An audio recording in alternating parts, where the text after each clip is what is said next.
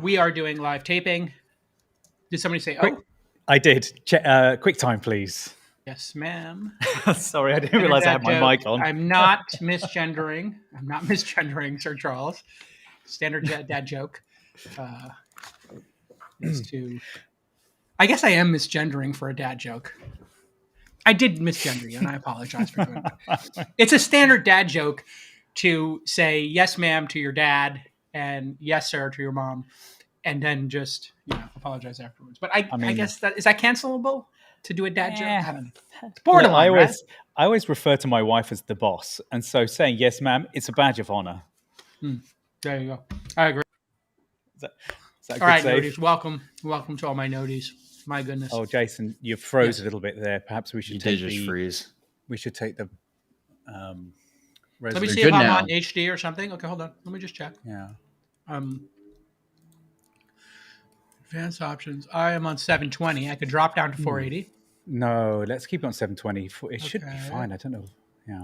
I'm going to close some windows here. Let me just take a look at where my memory's at. I do not have Zoom rocking. I do have Superhuman open, which I will close just to get a tiny amount of resources. I do have my messages open. I think iMessage is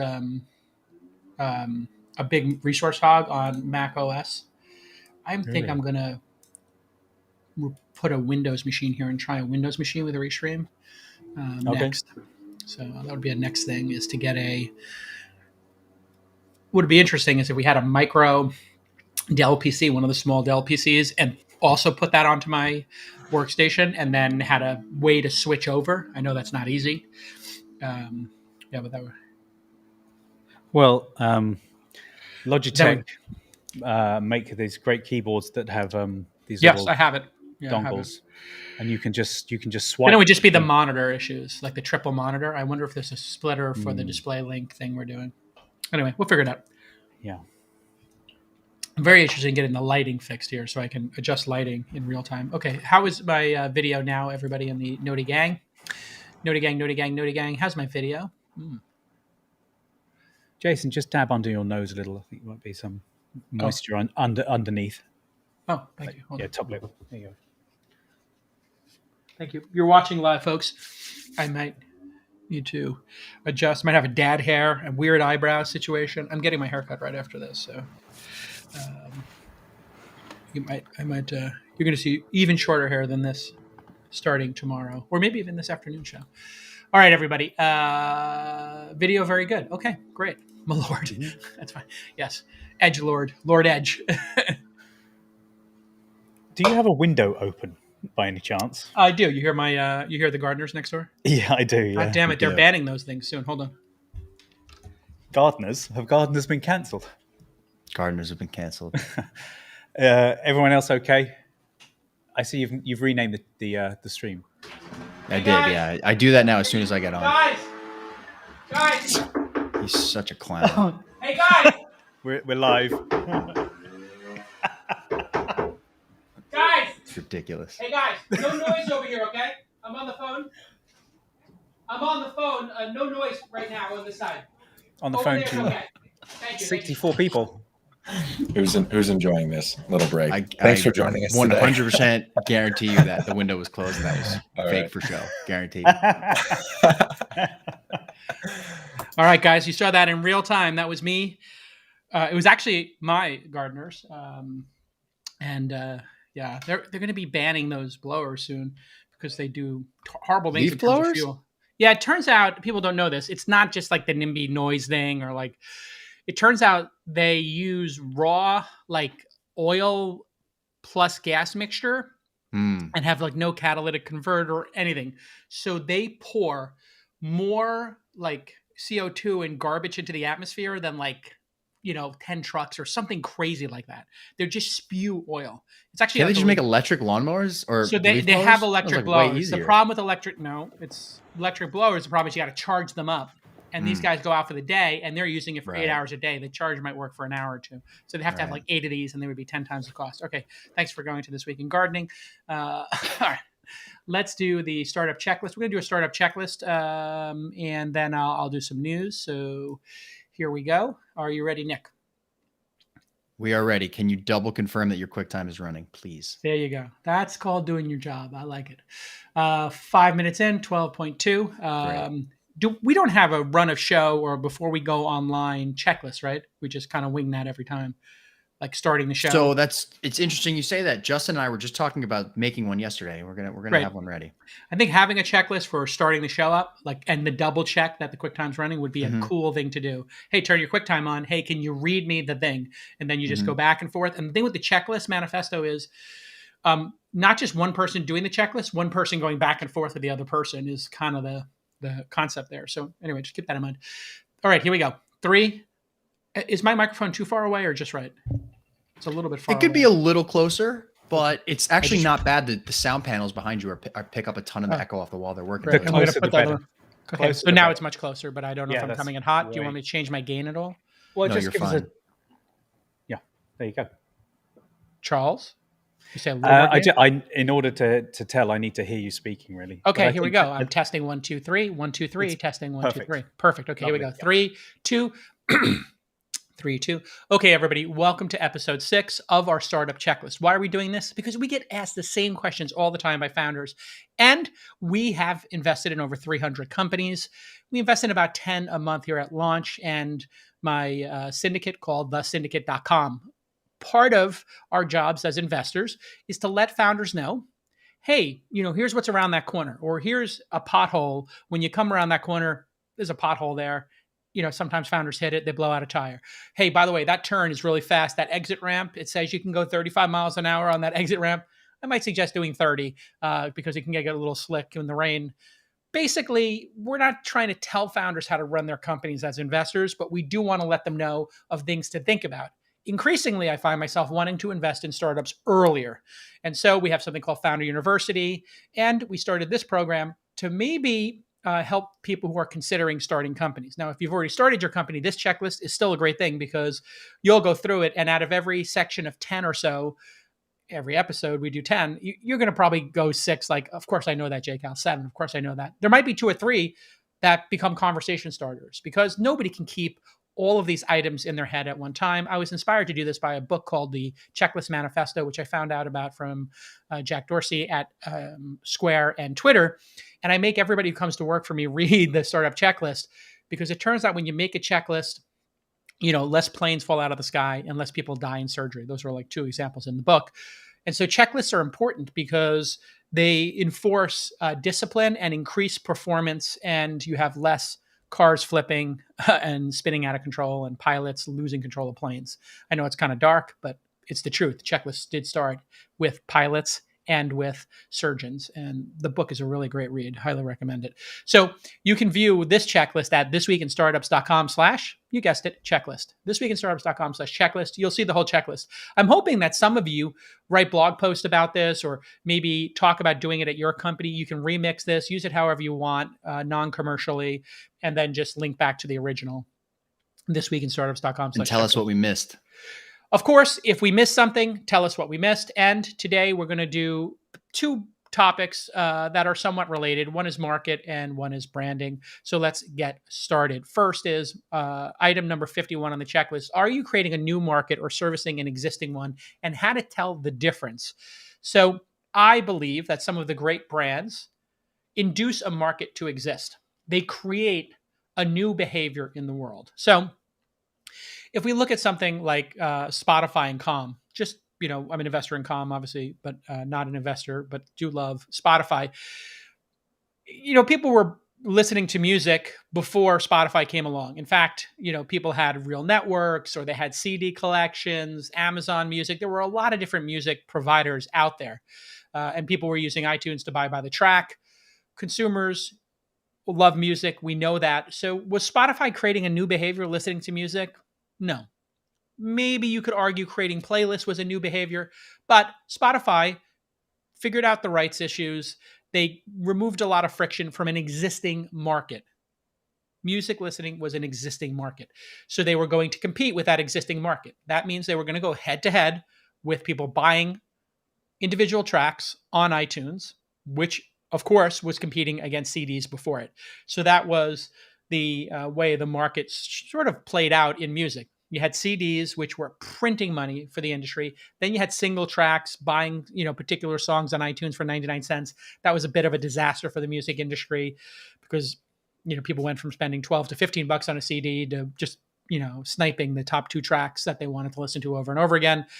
And artists hated it. Now you go back to Spotify, massive consumption, and arguably people are listening to more music than they ever had. Now for Calm, what was the market for a meditation app before Calm existed? And Headspace, their competitor? There really was no market for it. Meditation was this weird thing you did if you lived in Santa Monica, and like some churches and basements or rec centers or a yoga studio on the weekends might have 1 or 2 meditation classes, or there were, $5,000, courses you could take. It wasn't something that was in the general perception of the public. And sure, you could find on YouTube or, iTunes Education had some select MP3s here or there you could go find, but there wasn't a Netflix, a subscription, Spotify of meditation. So they basically created the category. People didn't know they needed it. They got it. They had more equanimity, reduced anxiety, reduced depression, more focus, more joy in their life. And then they added sleep, and people got to sleep better. All the great things that Calm and their contemporaries did. So they induced a new market. I would argue that if you look at Uber, Airbnb, they also induced markets. Airbnb, I remember in the early days, I've told the story before, I had one of the producers on the show say they were going to Japan. And I was like, oh, wow. I know what the producer was getting paid back then. It wasn't a lot of money. I was like, wow, Japan's super expensive. Like, I have to plan my trip there and think about what I'm going to spend. And she's like, yeah, I got a room in Kyoto for $40 a night, and I'm going to go there for the first 6 nights. And then I was like, sorry, $40? Like, that's what you spend on lunch. And she's like, oh no, it includes breakfast. And I was like, okay, wow. Airbnb, I believe, yes, it competed with hotels, but hotels continue to do well. So I think what they did is induced people to take longer trips, more trips, and maybe trips they wouldn't otherwise have taken. So I think it did both. And clearly the numbers show that. The only people who really, I think, lost out with Airbnb were the 2-star, 3-star hotels. In other words, the really cheap hotels that weren't a great experience.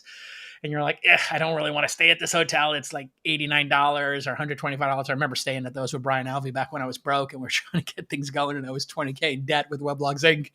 And we would literally get whatever the cheapest place was, $99 in a city, and we get a double room, and the 2 of us would stay in the room together because we couldn't afford 2 rooms. It was $99. It's big money.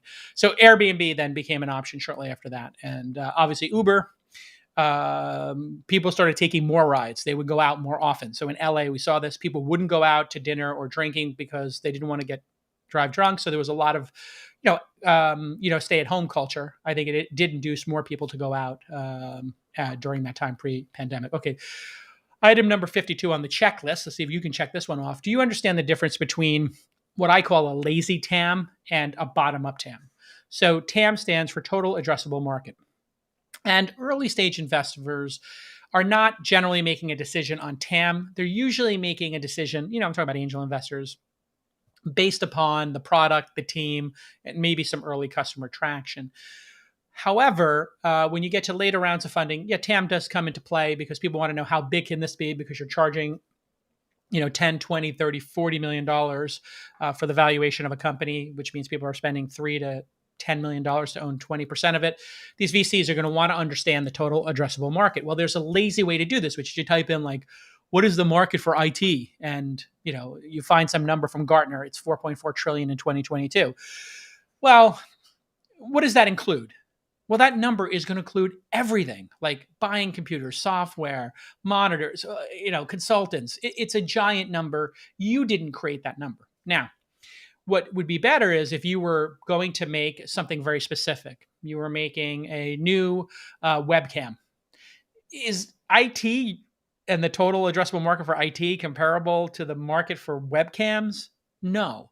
And then if you include in webcams, like everybody who has a webcam, which is every phone, and you're like, there's 5 billion webcams out there, that's not your market either. You're not, if you're making a fancy, state-of-the-art webcam that people would use as a replacement for the one built into their laptop, that's a different market. You have a very specific group of people like creators. So then you might work on a bottom-up TAM. You might say, hey, who are people who are professionally creating video? How many creators are there on YouTube with over 10,000 followers? How many creators on TikTok have over 25,000 followers? Those might be the people who will be inclined to be in your bottom up market. And so you really want to understand the TAM. So let's take another look at a lazy TAM example. You have Acme Corporation. They're selling SaaS software to dentist office. They charge $1,000 per month per office. Okay, great. Here's a lazy TAM. According to the American Dental Association from June 2020, the total projected dental spending for 2021 was between 123 billion and 154 billion. Lazy TAM would be just take that number and put it in there. Oh, this is what dentists spend on equipment. That's not your TAM if you're making SaaS software for them to manage their office. You're not going to manage you're not going to get 10% of that market and have a $14 billion SaaS company, 15 billion revenue company in dentist office. You would want to know, well, who are you selling to? What type of dentist office? So, well, it turns out in 2020, there were 201 working dentists in the US, according to the ADA. Okay. So now you got a more interesting number. Okay, if they each had their own office, your potential market would be 200,000. Or if they each had paid for their own seat in the software, there'd be 200,000 seats if you did sell by dentist. So you can start to make some approximation here about those dentists. Well, there are only 187,000 dental offices in the U.S. according to some market research we saw online. So some office might have multiple dentists in them. So you're seeing how I'm making a much more interesting approximation of what my total addressable market is by working from the bottom up. And that is so much more credible when you go into a VC. It means you understand your customers and market in a deep way, not a superficial way. Instead of being lazy, you're being thoughtful. With investors, thoughtful people who are of action are so much more attractive. Oh, you get stuff done, you take action. And in fact, doing a bottom-up TAM puts you in the bucket of taking action. You didn't just take the easy way out and grab a number. When I see that, I just think, this person's lazy. They just spent the least amount of time on the slide or thinking about their market. Now, let's say you capture 10% of the market of the number of dentists, dental offices out there. Well, $1,000 a month times 18,000 or so dental offices, $224 million a year in revenue, right? It's pretty great. You're making a real business. That's a great business. Just thinking about it right now, somebody build, SaaS software for dental offices or tell me, what's the state of the art there. Seems like a pretty viable market. Getting 10% of it equals 200 million a year. Pretty great market. So doing a bottom-up TAM is just going to make you so much more credible. I think I've beaten that horse to death there. Let's go to checklist item number 53. Have investors had success or failure in your market before? This is the scar tissue issue.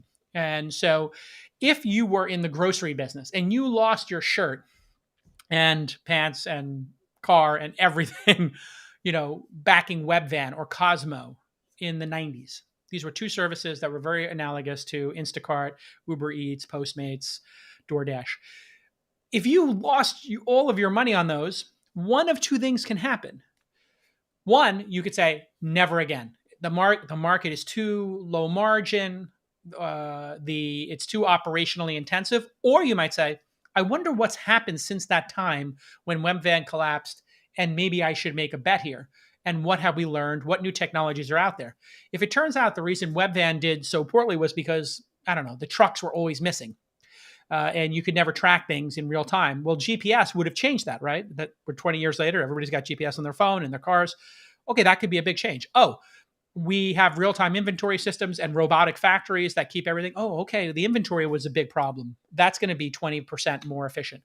And if you have that scar tissue, it could go one of two ways. Either it could attract you to the investment, or it could make you absolutely have a bias against it.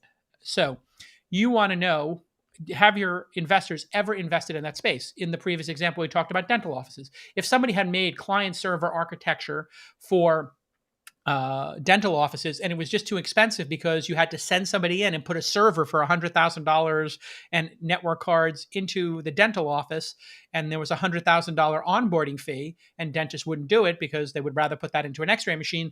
Okay, now you say, hey, we have a SaaS solution. All it requires is a web browser. And you're like, well, they've got $500 computers now, $1,000 computers. and they have a web browser. So we've just eliminated that $100,000 onboarding cost. Maybe we should go after this again. And this is a way to find investors and target investors. Sometimes people will come to me and say, hey, we're Blockable, as one example, a company we invested in. We are in housing. And it's like, okay, who might also be involved in an adjacency? Well, if somebody had done modular homes or ADUs, they might be interested. Or if somebody had done a construction company and they just made foundations or windows or smart home technology. Or maybe they worked on a company that had factories like Tesla. Oh, and Blockable is like the Tesla of building homes. Okay, that seems like an interesting analogy. Let's go to the Tesla investors. So you can find investors by doing this technique. And then you have to understand by asking them a probing question, how do you look at the space? Because here's what we've learned. I wonder, based on your learnings, what you think of our assumptions. Now, this is like just absolutely going to light up all the neurons in an investor's brain. They're going to, when you say, what did you learn from Webvan, Bill Gurley? And how does that relate to Postmates? Man, Bill Gurley's going to talk for 4 hours. He's going to pull out some notes he has in some binder from back then. It is absolutely a way to engage investors deeply in your company. So just think that through. Item number 54 on the checklist. Do you know who your competitors are? One of the most frustrating things is founders who say we don't have any competitors. And then you type in the name of their company, competitors, and you find a landing page on one of those, websites that puts all the competitors for SaaS software, and you see 17 competitors. And then you ask them, hey, what about these competitors? You're like, oh, those aren't our competitors. You say, why not? Well, they don't accept PayPal. And you're like, what? Or they come up with some reason of why. Oh, they don't have AI. And it might be a valid reason in their mind, but you really have to have empathy and think about the customers. Do the customers actually see a difference between taking a Lyft and taking an Uber? Do they see a difference between using DoorDash and Uber Eats? Maybe not. They may see some friction in putting their credit card in. Now, the restaurants might see a difference. Maybe there's a different pricing or, different number of customers. So you can drill down on that and double click on it. But you got to be honest about your competitors. And almost everybody creates like this XY 4-quadrant. Better, cheaper, and we're the better version. We're cheaper. We're faster and cheaper, and everybody else is slow and expensive. I think those are good intellectual exercise if you do them with intellectual honesty. So don't be ridiculous, is what I would say. And I find people are often ridiculous in what they consider competitors and what they don't. Often, people will say, our competitors are using Excel, right? So we're creating some SaaS software, but most people use Excel. That's valid. And then you have to ask yourself, well, why would people pay for it? If it's working in Excel, are they really going to pay for it? A lot of people have pitched me on a CRM system for, tracking our startups. And I'm like, yeah, I don't feel the need to pay for that right now. I might at some point, but, in the early days, I was like, I think I meet with 20 companies a month so I can keep it in a Google sheet or I can manage it in my email box. Thanks, but not necessary. At a certain scale, you might. And so those are the things that you have to really take into account is the consumer and how do they look at it. And it really is a super tell when people leave out their competitors and then you find out about it as an investor. It's just intellectually dishonest or shows a lack of rigor and your credibility goes down. When you're a founder, especially in a funding environment, you are trying to be more credible than their other options to invest in.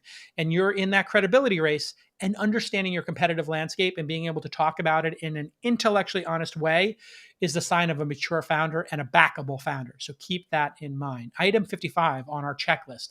What are the barriers to entry in your market? It's critically important.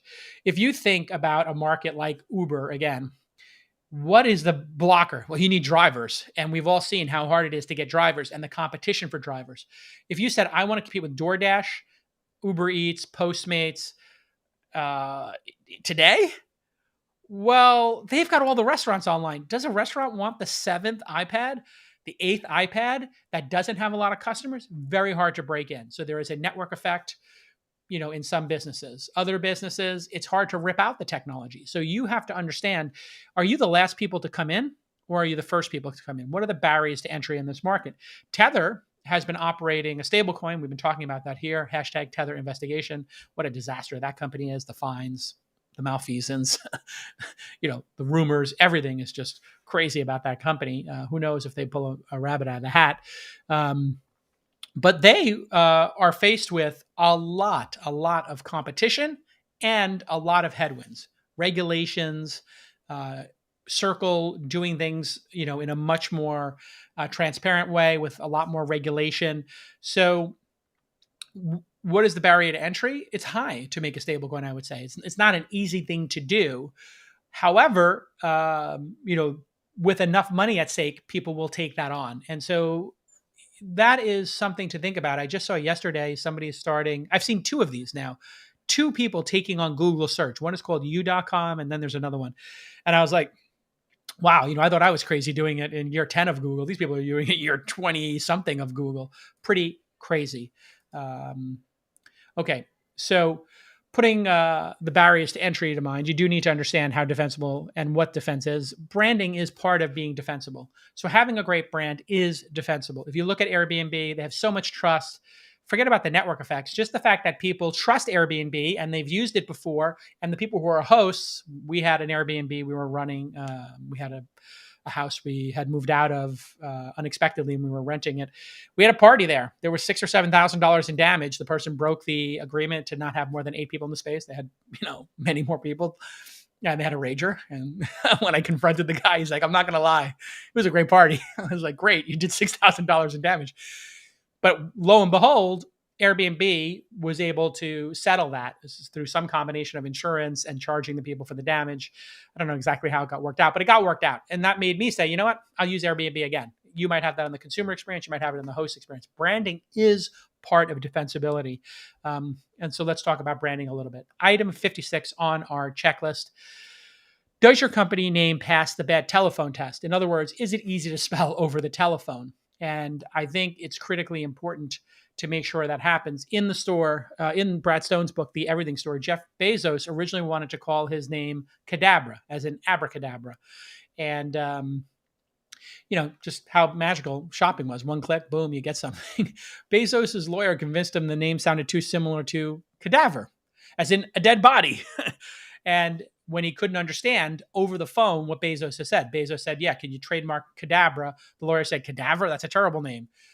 Obviously, Bezos took his advice, went with Amazon. Great moment in history. You have to ask yourself, when you leave vowels out or you misspell stuff, how much of a blocker is that going to be? I like really simple names like Uber and Com, but remember, Uber didn't have the uber.com domain. That was owned by a music record label. Eventually, they were able to buy it, and they were Uber Taxi. And I remember saying to Travis, like, we got to drop the taxi, and can I get credit for that in the movie? And he laughed. He's like, what do you mean? I was like, Sean Parker's getting credit for taking the out of the Facebook. He's like, well, we're obviously going to take it out. I was like, I know you're obviously going to take it out.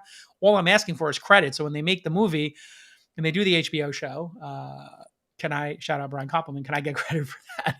They eventually dropped it. Airbnb, really great brand. And if you can't get the domain name, it's okay to fake it till you make it, but you really want to pass the test. It's very important. Robinhood, Spotify, Yelp. You can go down enterprise names, Shopify, Slack, Salesforce. They're really easy to spell, right? Nobody's going to misspell Salesforce, Slack. It's pretty Zoom. I mean, maybe you put an X in there, but generally speaking, people are going to get that right. Now, item 57, branding. Do you own a great domain name? Now, it's hard to get a great domain name. Zoom was not zoom.com. It was zoom.something. I can't remember what the name of it was originally. And I think it still is zoom.us. It's still .zoom.us. So it's still Zoom us, which is ridiculous. They did get zoom.com, but I guess they never changed it. I don't know if that was a technical thing or just them shouting out to their existing.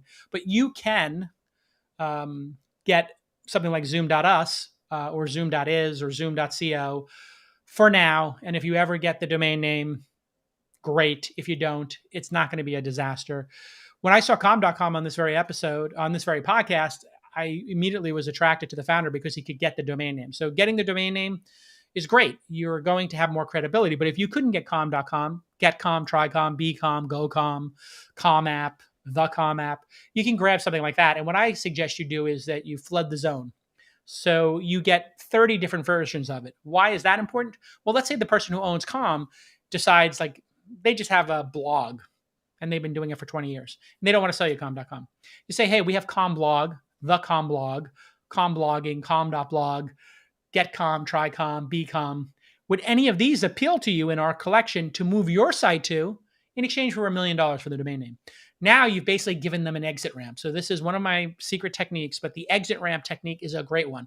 And then go get all the social media handles, the Twitter, the Instagram, etc. So you can offer them the bundle of handles. Great way for you to get it.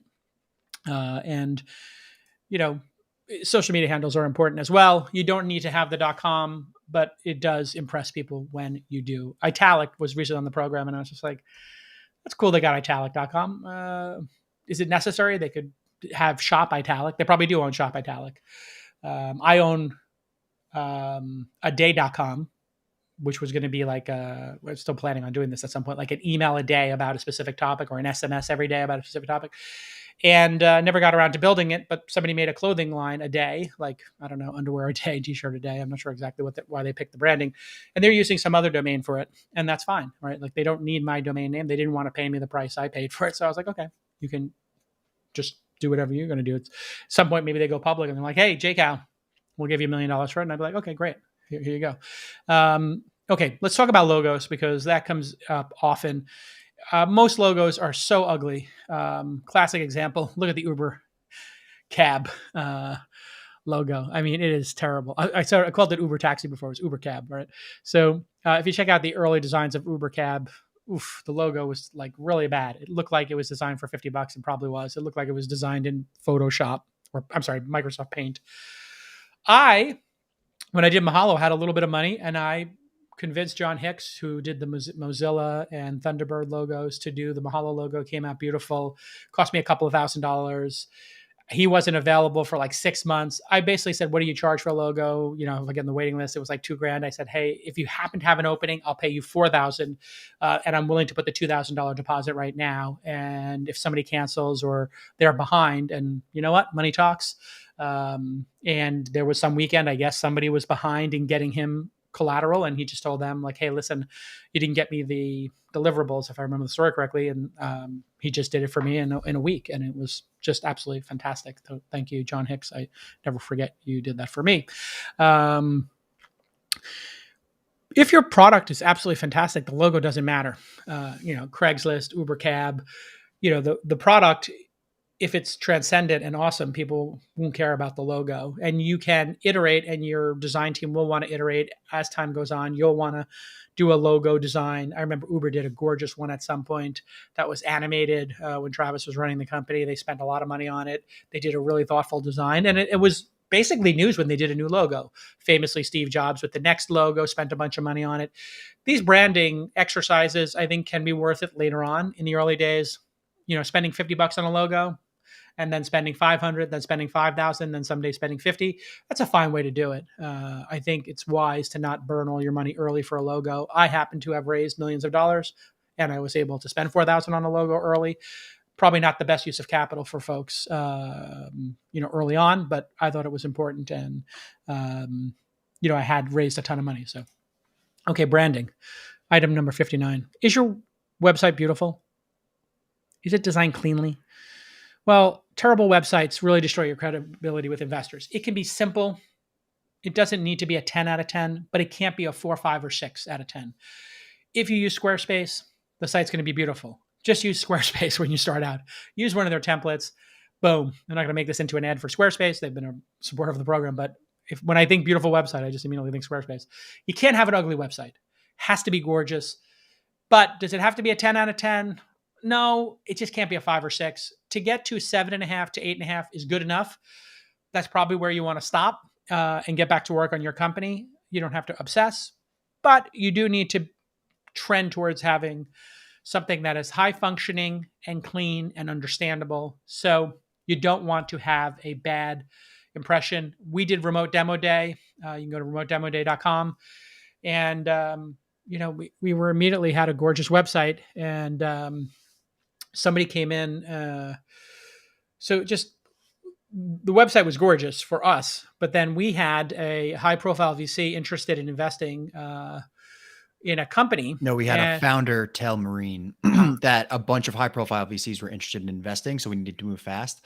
Then she looked at the website and she was like, oh my God, like it was like a 1999 website. So we had an interesting company pitch us for Remote Demo Day. Maureen, who works on our investment team, is an associate. Shout out Maureen. She was getting the pressure from the company. Hey, we got a bunch of VC circling, and that's not uncommon. Founders will, play that card. Sometimes it's true. Most of the times it isn't. So be careful playing that card because you will lose credibility if you use high pressure tactics like that. Oh my God, we're going to close. And then you don't close. Credibility goes down.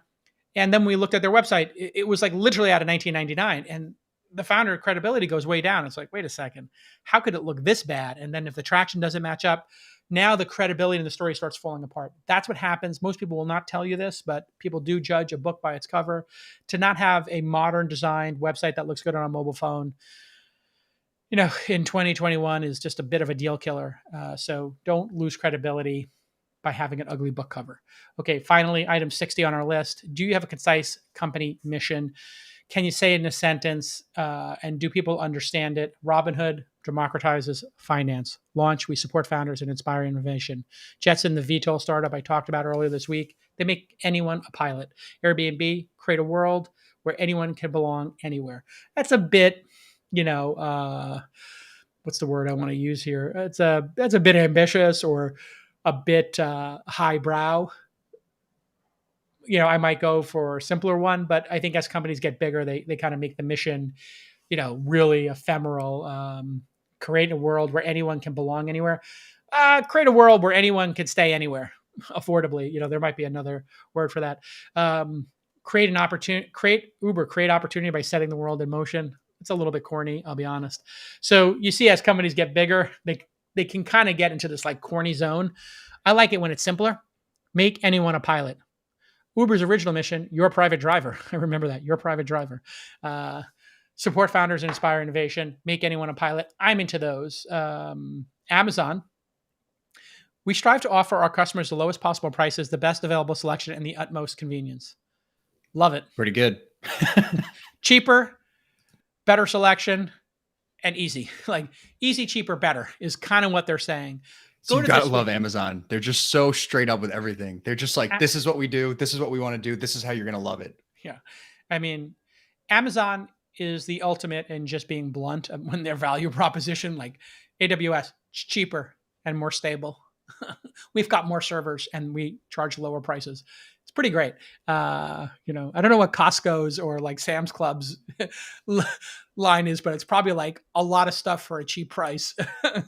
Too many croissants for unbelievably low prices for way too many calories. thisweekinstartups.com/checklist for the full list. thisweekinstartups.checklist for the full list. Stay tuned for episode 7. See you next time. Bye-bye. Great. You want to do Coinbase quickly? Okay. Yeah, let me just see here. 10. Okay. Or if you got to run for a haircut, we could do it later. No, I'll do Coinbase real quick. Okay, let me just get to that. Costco, to continually provide our members with quality goods and services at the lowest possible prices. Yeah, that's as utilitarian as you can get. I would say Costco, bulk booze and avocados that always go off before they turn ripe. Costco should just be $90 or 90 count cases of eggs. It's amazing. I love those 90 count eggs, man. I just make huge omelets for my girls. It's preposterous. Here we go. All right, first up, Coinbase has their earnings out. Their share price has dropped over 10% in after-hours trading on Tuesday after they reported a 40% decrease in revenue from Q2 to Q3. So on Wednesday, Coinbase's share price recovered from 322 to 341, is now only down 5% off of Tuesday's peak drop. It represents a $72 billion market cap for the company, which is extraordinary. In Q3, Coinbase saw large quarter-over-quarter drops in major categories like revenue, users, and profits. Not dissimilar to Robinhood's story, but in their year-over-year numbers, they were still up huge. So if you remember Robinhood's earnings on episode 1313 2 weeks ago, revenue was down 35% quarter-over-quarter, but up 35% year-over-year. What that means, what that says to me is there was just we had a big quarter, people with stimmy checks, crypto booms, everybody in a mania to buy tulips, or the next, giant wave of consumer and technology innovation. Time will tell. Transaction-based revenues will swing wildly depending on market conditions. That's the truth about these things. If things get really popular and there is a mania, whether it is, AMC stock and stonks or Dogecoin or Bitcoin or NFTs, things can go crazy. Although I don't know if Coinbase is actually trading in NFTs yet. So let's just get into the earnings real quick. Total revenue, 1.3 billion. That's up 4 times year over year, 4x year over year. That is extraordinary. We've been talking about high growth companies being 20, 30, 40, 50% growth. 4x, 400% growth. It's down 40% quarter over quarter. There's going to be bumps in the road in these high growth companies. So I think that's to be expected. Transaction revenue, $1 billion. That's 83% of their total revenue. Again, that's up 4x year over year, down 45% quarter over quarter. Subscription revenue and services revenue, 145 million. That's about 11%. This is mostly made up of blockchain rewards from people staking Ethereum, and custodial fees of 31.5 million. That's where they get paid to hold on to your crypto and make sure it doesn't get stolen. Subscription revenue grew from 600K in 2020 to 8.6 million in 2021. Those are small numbers compared to the transaction fees, the custodial fees, etc. However, it's 12x, right? 13x. Like, that's a big multiple. And so I do think that Robinhood and Coinbase and all these financial services companies are going to have great subscription revenue. If people will pay for Calm and Netflix and Spotify and Steezy to learn how to dance, to learn how to,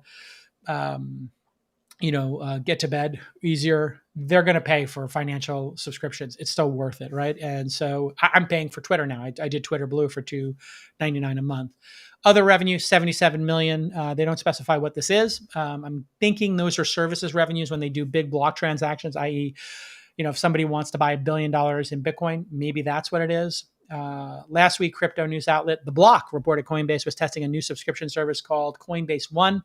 Benefits would reportedly include no fee trading, which would put them head to head with Robinhood, which is going head to head with them in crypto now, and prioritize phone support on holidays and weekends. No word on the cost of the subscription yet. I think $5-10 a month is a no-brainer. I would like to see these companies even go $15-20 per month and have something really great for people. Coinbase is trying to diversify away from transaction-based revenue, according to sources.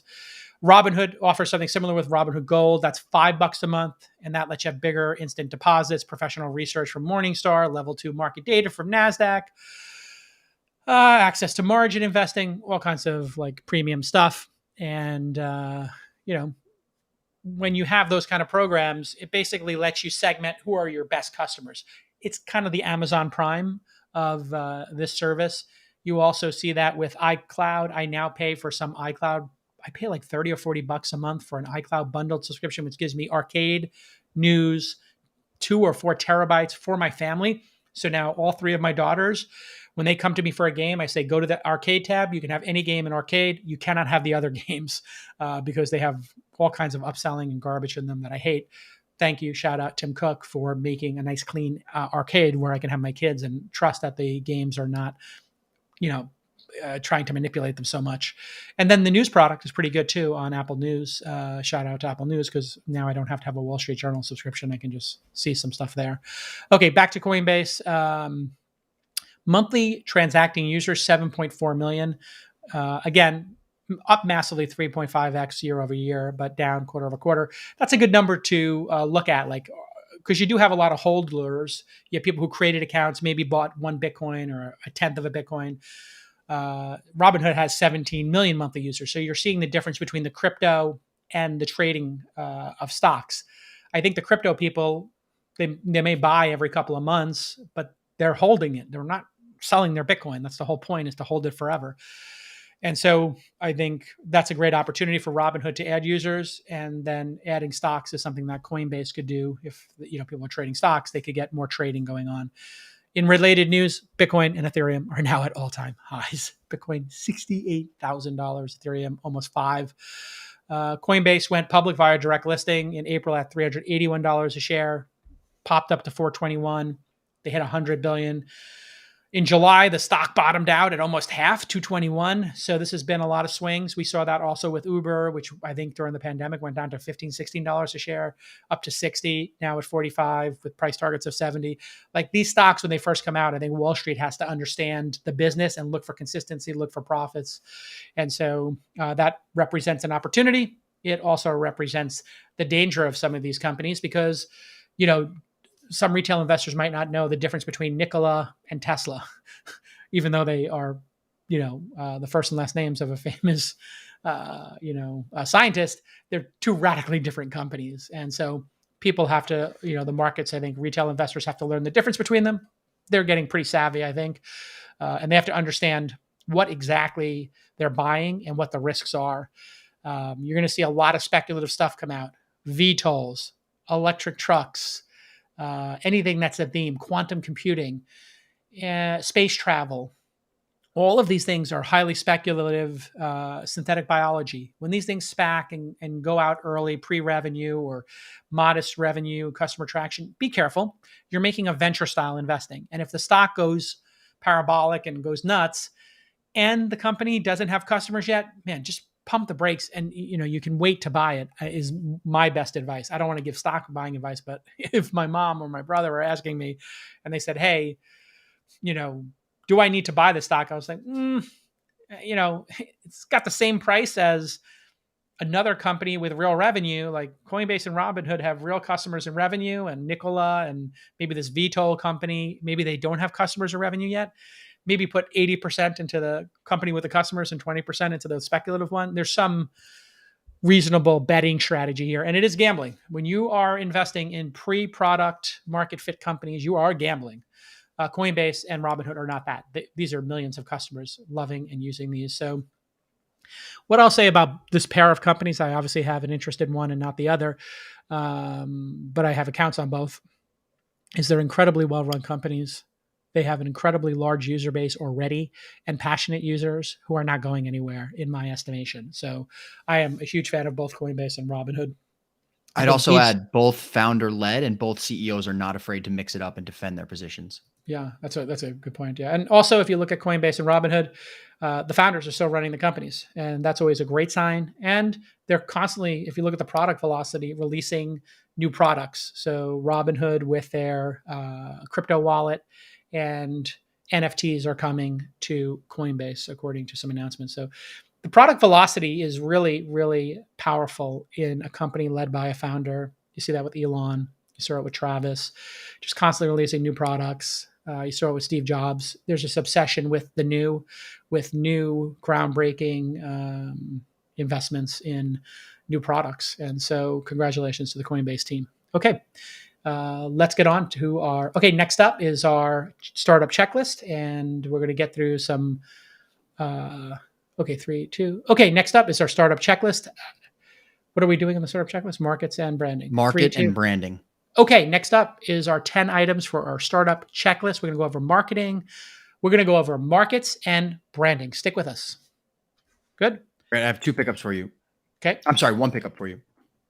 You just missed Coinbase's profit. Net income, $406 million, up 5x year over year. 3, 2. Okay, and net income, $406 million, up 5x year over year. Pretty efficient company.